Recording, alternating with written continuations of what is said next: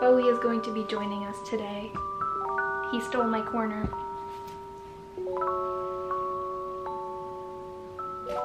Please don't follow my cat. Hello my little raindrops, welcome back or welcome home. My name is Desiree and it is so nice to have you here. Welcome to my May wrap up. I realized that I didn't do one for April. That was because I had to pack all of my books away, so I wasn't able to record one for April.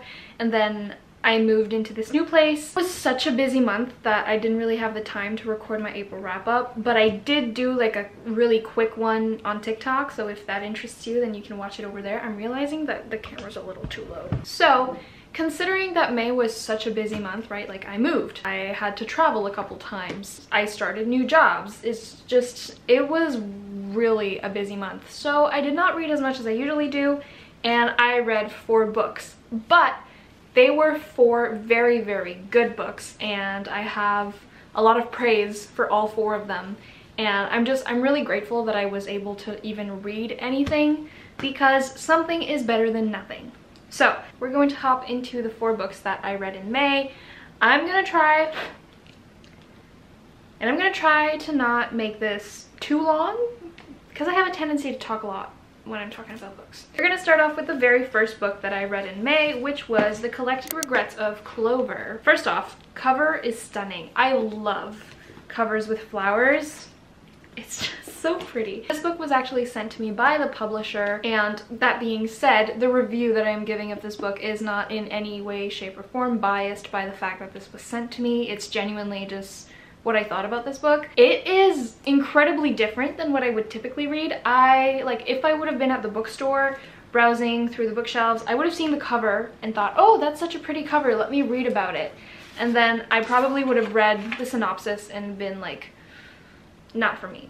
Basically, the synopsis. From the day she watched her kindergarten teacher drop dead during a dramatic telling of Peter Rabbit, Clover Brooks has felt a stronger connection with the dying than she has with the living. After the beloved grandfather who raised her dies alone while she is traveling, Clover becomes a death doula in New York City, dedicating her life to ushering people peacefully through their end-of-life process. Now, this would have piqued my interest if I had seen it at the bookstore, but again, I don't really think I would have picked it up just because it's not really something that I would read. But this has changed recently because I've been exploring different genres outside of like the main romance genre, and while this does have a little sprinkle of romance in there because we see Clover kind of grow out of this shell that she's built around herself, so that includes making friends, traveling again because that's what she really loves, and falling in love because I think she's like 36 and she's just never really let herself live outside of this shell, and because of that she hasn't really made many friends because people look at her weird when she says she's a death doula. They try to stay away from her. They think she's odd. They think, what kind of person does that, right? And so she's just isolated herself from all of this throughout most of her life. And she has the kind of mindset that if she doesn't let herself create these relationships with others, then they can't leave her and she can't be a disappointment to them, and she can't be like left alone. She can't lose anyone else. I rated this 4.5 stars. See, I wouldn't say the entirety of the book was life-changing, but I would definitely say that there are quite a few messages in here that personally really spoke to me as someone who much prefers staying at home. I am a homebody through and through. I don't like going out. I don't really like socializing all that much. Like, I have my times where I need to be around friends. I have my times where I need to be around a very specific friend, and I have times where I just want to be left alone. That's like even true with my family members, right? Like sometimes I can't cope with the hustle of being around a bunch of family members. I need my own bubble. And Clover had that same kind of thing, and so I saw myself in her on that side of things. And it was really different to read about a death doula because I'd never read about that before. I'd never really heard about that before, so it was really nice to just learn about this and learn more about death because it's something that obviously a lot of people are scared of. And I've never really asked myself, like, am I scared to die? I don't want to get too philosophical, but I do want to talk about how death is human and it's something to expect, right? death is probably the most guaranteed thing in everybody's life on Earth, because we will all die eventually. I won't go much deeper into this because it's starting to get a little dark, but it was really nice to read a book that didn't really like swerve away from it, rather made death the heart of the book, if that makes sense. And I don't know, it was just a fun experience to see how this 36-year-old woman who was kept herself isolated from any kind of relationship kind of finds her way out of that through various experiences. And so the main reason she starts living again is because she goes to this death cafe, which is basically like these cafes across in New York City. So she goes to these death cafes occasionally because it's like one of the only places where she feels like she belongs, because she's a death doula, right? It makes sense for her to be there. And there's this guy there who, like, his family does not talk about death whatsoever, and his grandmother is dying. She's been given a few months before she passes, and so he's trying to find ways to make her last few months as comfortable and as great as possible, and he can't really do that without having much knowledge of like death and passing and all of that, because his family completely avoids it and they just don't talk about it with him, and he wants to learn, he wants to make this the best last few months for his grandmother. When Clover gets there, she usually uses this fib where she says like, my grandmother passed away, that's why I'm here. She doesn't say she's a death doula because she avoids stating that to people she meets. And so when this guy hears that her grandmother passed away, he reaches out to her. He's hoping that they can go out sometime, and she just keeps escaping him multiple times until at one point she agrees to meet up with him. And they try to go on a date. He sees her romantically at first. They spend a little percentage of the book as like potential romantic interests. It's obviously not the main point of the book. It is an important part because as Clover meets his grandmother, she finds herself again through the help of his grandmother. She spends the next few months, you know, hanging out with her and just talking about her past, and they come to find that this guy's grandmother used to be in love with a man she met when she was somewhere in Europe, and she was gonna stay for him, but she had to go back to the States and get married. So she goes back to the States and she never sees him again. And so that's kind of like her dying wish, was to have told him the truth, or to have stayed with him, or to at least have met up with him once more before she dies. And so Clover and this guy start looking into it, and that's kind of like when you reach about halfway through the book, this is where that like little adventure starts. The first half is spent really like talking about Clover, her experiences as a death doula, how she got there, how she's living right now, or rather how she's not living. And so that's kind of like how the book is split. And towards the very end, obviously, you get to see how Clover makes her way out of that shell. I think it's a really good book, and especially as a debut, I think it was great. It's out of the ordinary, which made it a really fun read, and I'm so grateful that it was sent to me, because I probably would not have read it had it not been sent to me. It helped me get out of my comfort zone and find a new type of writing that I genuinely really enjoy. This was really entertaining. And so after that, I read one of my book club books. This was for Rainy Days Call for Romance. We read Happy Place by Emily Henry, and I started reading this, I think it'd been like a week since I'd been living here, and so things were still a little bit busy, and it took me ages to finish this. But I posted about it on TikTok saying that the fact it took me this long to finish it was actually a sign of how much I loved it, because I typically read pretty fast. You know, like I've had months where I've read like 16 books, so I read relatively fast. But with this one, yes, obviously I was busy, so I could not read as much, but I just didn't want to read fast. I wanted to take as much time as I could with this because it was so good. I wanted to really focus and read between the lines and just see everything that was happening. I took 2 packs of tabs for this book. 2! It's nothing like the other Emily Henry books I've read so far. I've read Beach Read and Booklovers, and so this was my 3rd book by her, and it is so drastically different, but so Emily Henry at the same time. And I'm sure you've already heard what this book is about. You know, it's a bunch of friends that meet up at a beach house that they've been going to every year. That like the two main characters, Harriet and Wynne, they were this couple. They've been together for years, but they've broken up 5 months ago and they haven't told anyone yet. And so when she gets to the beach house, he's there when he wasn't supposed to be there, and now they have to fake that they're still together and try to have as much fun as they can, because this is the last time they'll be able to do this at the beach house because it's being sold. So anyways, you get so many fun summer vibes in here, but you also get flashbacks from the past, from when this beach house used to be their happy place. And so now for Harriet, it's not a happy place anymore. At least it's not as much of a happy place as it used to be. It's because now she's struggling, you know, like faking that she's still with Wynne, and it's just a bunch of memories that combine and clash together, but in a beautiful way. I know a lot of people have found it really, really sad, and while I did cry, I didn't really cry because it was sad. I personally did not find it like heart-wrenching. Obviously, like it did make me feel a lot of emotions, because the struggles that everyone in this book go through are obviously very, you know, they evoke some strong emotions. And I think that most of the people who found this so heartbreaking was because they could personally relate to Wynne or Harriet. They could relate so much to them that they genuinely just saw themselves in these characters, and that's why it kind of hit them so hard. For me, yes, I saw myself to a certain degree, but not completely. And that's only part of it, right? There's so much more in this book, and I'd love to dive deeper into it, but that would be full of spoilers.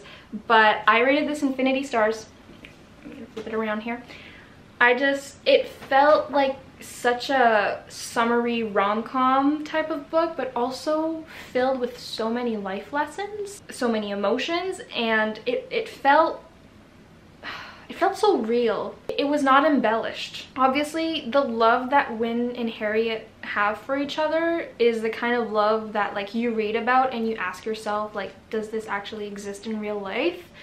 But other than that, like, everything was so real. It did not feel like fiction in a sense. Like it felt so real that it didn't feel like I was reading a fiction book. Obviously it is.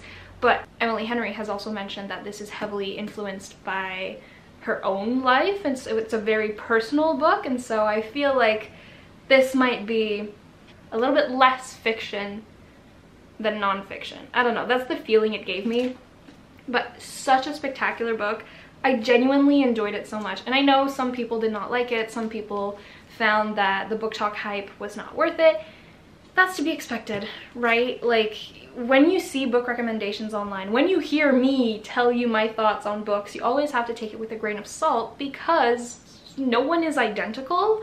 No one is gonna have the same, like, copy and paste opinions and thoughts on one book. It's always gonna be different. So there's always gonna be people who absolutely love it, like me. There's gonna be people who liked it, and there's gonna be people who just think that it's overhyped and it's not worth it. That's okay, that's to be expected. But personally, I really, really like this. And it was so fun to read with the club too. I saw a lot of people interact for this one, so that was really fun. Someone is mowing their lawn.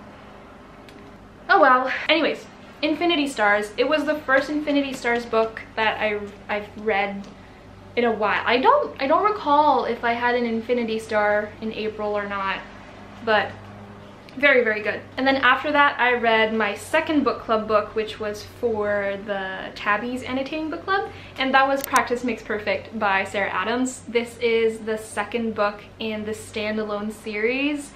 It's the story of Annie, which we meet in When in Rome. When in Rome is the story of Amelia and Noah. Noah is Annie's big brother, and so Sarah, the author, is going to be writing a book for every single sibling. So this one is Annie's story, and the love interest is Amelia's, like, bodyguard. He doesn't like to be called a bodyguard. I can't remember what it is that he prefers to be called, like something security. Anyways, Amelia in When in Rome, she's a famous pop star, so she's had bodyguards and whatever they like to be called. Anyways, it's their story. And so Annie is like, she's a sweetheart. She's been labeled like an angel. She doesn't date. She doesn't go out. She basically, I really saw myself in Annie because I was Annie. Back when I was in high school, I was her. In this case, almost copy and paste. It was really nice to see how she grows out of this label that's been put on her and just finally like lives the life she wants to live. She is finally her true self with others, and she gets to do that with the help of Will Griffin. And so Will is, you know, this no strings attached, a lot of family drama in his past. He's back in Rome to work for Amelia as she's getting ready for her wedding with Noah.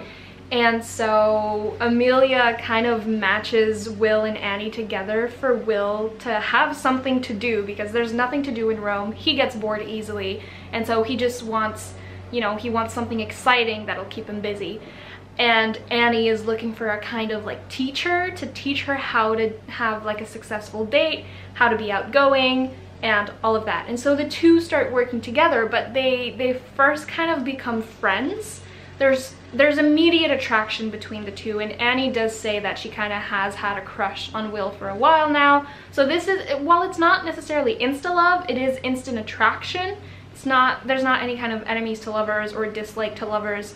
It's really like they like each other immediately. They become such good friends, and it's so beautiful to see it, because Will genuinely he loves the heck out of Annie. He loves her so much. Annie loves him just as much. And there's so much communication in this book. So much communication. I think it's probably the book with the most communication I've ever read. It was so nice to read, because it's how relationships should be. And obviously, don't get me wrong, I love reading something that's unrealistic. I do it all the time. I mean, I read books about dragons and kings and queens and all that stuff, and that's unrealistic, you know, that's fantasy, it's not true. But it is really refreshing to read a book where the relationship is just so healthy. It's really nice. It was really, really nice to read. I obviously loved it. I mean, look at all these tabs, right? This was 5 stars. It was just so sweet and so heartwarming, and just there was tension. Oh, there was tension. Was there ever tension? When they were like faking. They have this thing where they say like time in, time out. So when they say time in, they're faking so they can do whatever they want. And when they say time out, then they're back to like just being friends. Oh my god. Please read it. Read it. Read it, read it, read it. And no, you do not have to read When in Rome first if you do not want to. I do recommend reading it just because it's such a good book. It's absolutely amazing. And you do get introduced to the characters that you see in this book, right? You get introduced to Annie, you see who she is, and you get introduced to her sisters, and you spend a lot of times with these characters, and they're so lovable, and they're so entertaining, and they're so funny, and it's so great. I love them so much, and I cannot wait for the 3rd book to come out, because I'm pretty sure it's gonna be Madison's story. Is it Madison or Emily? Anyways, Annie has 2 sisters, Madison and Emily, and I'm pretty sure that they're both like teachers, and Madison does not like it. She doesn't like being a teacher, she loves cooking. And so we see towards the end of the book who her potential love interest will be and what's going on with her, what's gonna happen next. And so her book is coming out sometime in the future. We don't have a date yet, but we do know that Sarah Adams is gonna be writing more. And I'm so excited, because the trope for Madison's book is one of my favorites. So I will leave you with that. I don't want to tell you what it is because that would be a spoiler, but just read through the book, and when you get like towards the end, you're gonna see it. Oh, it's so good. Okay, and then the last book that I read in May that I actually finished like 2 days ago was Bad Mother by Mia Sheridan. If you know me, you know that before Small Favors by Erin A. Craig, which is my absolute favorite book of all time, my favorite book of all time was Archer's Voice. I got a tattoo for it. I have a dandelion on my shoulder for a reason. If you've read it, you know what that is. And so I own a lot of Mia's books, but I haven't read any of her books other than Archer's Voice, even though I own them, because you guys know me. I buy books and I don't read them.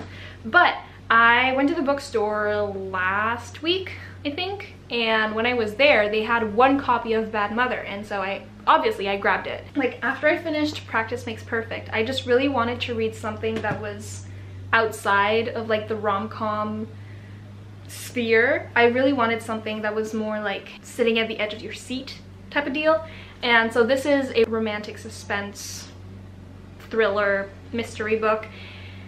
When I tell you this was absurdly good, wow, I rated this 4.5 stars. Why did I take out 0.5? Just because there were a few places where I felt like they were like stretching out a little bit too long, but like not even, right? Like I could completely look past it.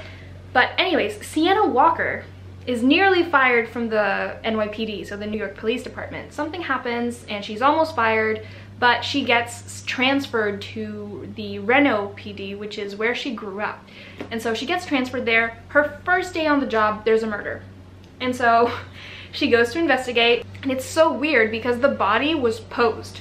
So the body was murdered, and then it was posed, sitting down in a chair, holding 7 cards. And then in the waistband of this woman's pants was a letter from the murderer explaining his past, starting with, what's the first sentence? Something like, my mother killed my father. Yeah, anyway, so the letter starts off with like the killer saying, I remember the day that my mom murdered my father. And so that's kind of like, that's the start of everything. After that, Sienna keeps getting hints from this murderer. As she follows the hints, she gets more of these letters and she gets more and more of the background of the killer. And so a couple more murders happen, and then she starts realizing that the murders are all connected, obviously. And it's just, everything was just so well thought out.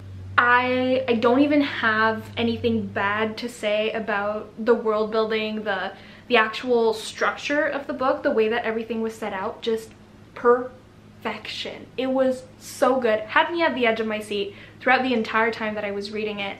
I could not stop thinking about it. I genuinely, like, I was working and was just thinking, I want to take a break and go back to reading this book. I want to know what happens next. I want to know who the killer is. I had so many theories and I genuinely did not see it coming. I don't typically read a lot of mystery and thrillers, but I am, like with this book, I'm realizing that it's definitely something I really, really enjoy. And so I'm obviously going to be reading more of it from now on, but I just had so many theories and none of them were it. And it was so great to actually be shocked to see who the killer was and what the connections were, and like the reason why the killer was doing this. And on top of that, you get a second chance romance. When Sienna gets back to Reno, her ex-fiance, childhood best friend, and first love is still living there. He used to be like this professional poker player, and he retired from that and is now like the head of security at this huge casino. And so they have to work together because the murderer is making a lot of references to like card games and like just board games in general. And so Sienna doesn't have enough knowledge of that.